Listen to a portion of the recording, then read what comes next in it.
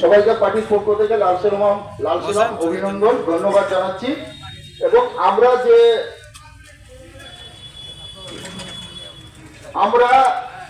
যে প্রতিলিপি নিয়ে গেছিলাম এবং যা যা ওনাকে বলেছি সে বিষয়ে আপনাদের সামনে আমি উত্থাপন করছি যে কি কি উনি বললেন।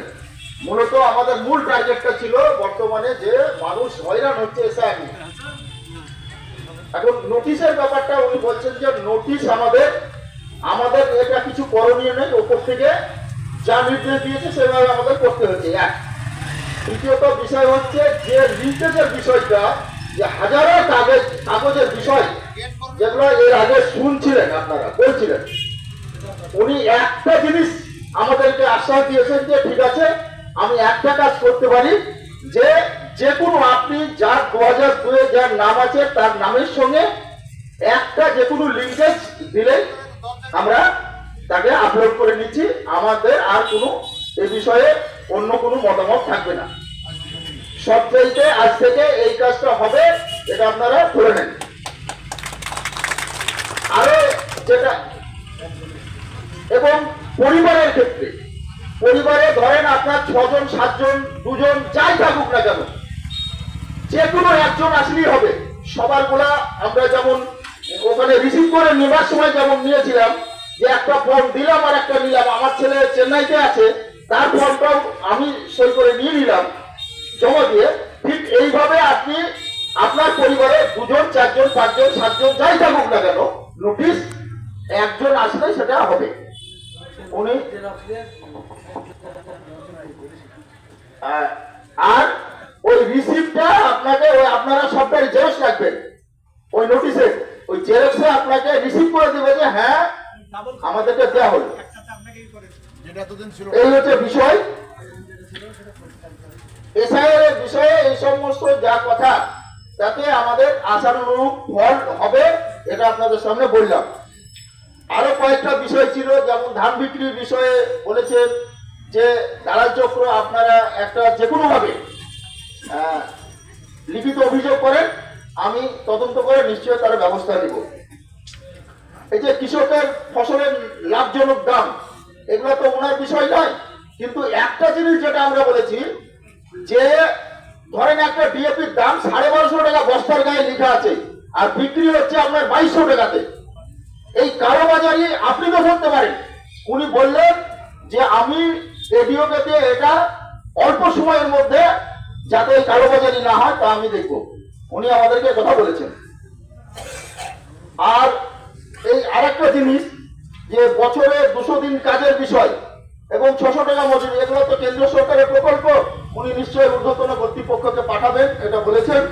বিড়ি শ্রমিকদের যে মজুরির বিষয়টা, এটাও লেবার অফিসারকে দিয়ে চাপ দিয়ে যেটা করার সেটা উনি করবেন। টোটাল যে রেজিস্ট্রেশনের বিষয়টা উনি দেখবেন, সে কথা বলেছেন। ওয়াকআপ আইনের বিষয়টা এটা রাজ্যের বিষয়, ওখানে উনি জানাবেন বলেছেন আমাদের কথা মতো। আর কিছু বিষয় ছিল যেগুলো হচ্ছে যে আমাদের রাস্তার প্রস্তাব দেওয়া হয়েছে যে এই রাস্তাগুলো খুব খারাপ, এগুলো আপনি তদন্ত করে দেখে অবশ্যই ইমিডিয়েটলি সেগুলো সংস্কারের ব্যবস্থা করেন, উনি বলেছেন। আমি দেখবো বলেছেন। আর একটা জিনিস হচ্ছে সবচেয়ে বড় সমস্যা আমাদের নির্মলচর, আপনারা জানেন আমরা যা ফসল করি, আমাদের চাষিরা যা ফসল করে নির্মলচরে, সব ফসল বাংলাদেশিরা রাতের বেলায় সেগুলো চুরি করে নিয়ে চলে যায়। এখন যেমন কলাই আছে তা নিয়ে চলে যাচ্ছে। আমরা বলেছি 0 পয়েন্টে বিএসএফ এর ক্যাম্প আপনাকে অল্প সময়ের মধ্যে ডিএম কে বলে আপনাকে এটা করানোর ব্যবস্থা করতে হবে। উনি বলেছেন আমি যত তাড়াতাড়ি পারি এই ক্যাম্প করার ব্যবস্থা করছি এবং রাত্রে যাতে তারা পাহারা দেয় সে ব্যবস্থাও করার জন্য আমি যা যা ব্যবস্থা নেওয়া দরকার আমি তা নিব।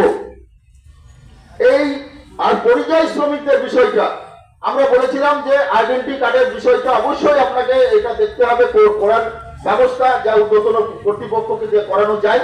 তার কারণ এর আগে আপনারা জানেন যে এই একটা সময়ে আপনার যখন লকডাউন চলছিল সেই সময় কিছু টাকা পরিযায়ী শ্রমিকদের দেওয়া হয়েছিল, যারা প্রকৃত পরিযায়ী শ্রমিক তারা না পেয়ে দেখা যাবে তৃণমূলের নেতা যারা ক্ষমতায় আছে তাদের ছেলে মেয়ে বউদের নাম দিয়ে তারাই পরিযায়ী শ্রমিক সেজে সেই টাকা তুলে নিয়েছিল।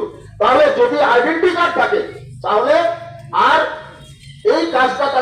পারবে না, প্রকৃত যে প্রাপক সেই পাবে। এবং তাদের বাইরে যাওয়ার ক্ষেত্রে যে নিরাপত্তা, সেই নিরাপত্তাটা থাকবে। এই সমস্ত কথাগুলো আপনাদের আমাদের সঙ্গে ভিডিও চ্যানেল হয়েছে। এবং আইডেন্টি কার্ড অ্যাপ্লিকেশন যেভাবে পদ্ধতিতে করা হয় সেই পদ্ধতিতে করতে হবে, সেটা করে দেবেন, এই কথা বলেছেন। এই সমস্ত বিষয় নিয়ে আমরা নিশ্চয়ই আমাদের যা যেভাবে গেছিলাম নিশ্চয়ই তিনি আশ্বাস দিয়েছেন সেই মতো কাজ করবেন। আপনারা দীর্ঘক্ষণ এখানে বসে থাকলেন, সহযোগিতা করলেন, সবচেয়ে সর্বোপরি এর চাইতে আমাদের বৃহৎ আন্দোলন আপনারা শুনলেন। আমাদের আগের বক্তারা সবাই বলেছেন যে 22 তারিখে আমাদের টেক্সটাইল মোড়ে আমাদের মূল জমায়েত। আমাদের সেদিন হঠাৎ করে গভর্নমেন্ট ছুটি ঘোষণা করেছে, তার জন্য টেক্সটাইল মোড়ে আমাদের প্রকৃত জমায়েতটা হচ্ছে। পরবর্তী 28 তারিখে ডিএম এবং জেলা পরিষদ হচ্ছে দুর্নীতি হচ্ছে সেসব বিষয় নিয়ে আমাদের ডেপুটেশন অফিসিয়ালি ভাবে দেবেন। কিন্তু 22 তারিখের জমায়েতটাকে আমাদের জোর জমায়েত করতে হবে, এলাকার মানুষকে নিয়ে যাবেন, এই সমস্ত কাজ করবেন। আমাদের মূল বক্তা হচ্ছে মোহাম্মদ সেলিম, আমাদের রাজ্য সম্পাদক। আপনারা সবাই যাবেন এই আশা এবং ভরসা রেখে সবাইকে লাল সালাম অভিনন্দন জানিয়ে আমি আমার যে রিপোর্ট ডেপুটেশনের সেই রিপোর্ট আমি এখানে শেষ করলাম। সভাপতি শেষ করবেন। ধন্যবাদ। আপনারা, আমরা সবার কাজ এখানেই শেষ করছি। আপনারা যে যেখান থেকে এসেছেন সুশৃঙ্খল ভাবে বাড়ি ফিরবেন, কোনো গন্ডগোল যাতে না হয় সেদিকে লক্ষ্য রাখবেন।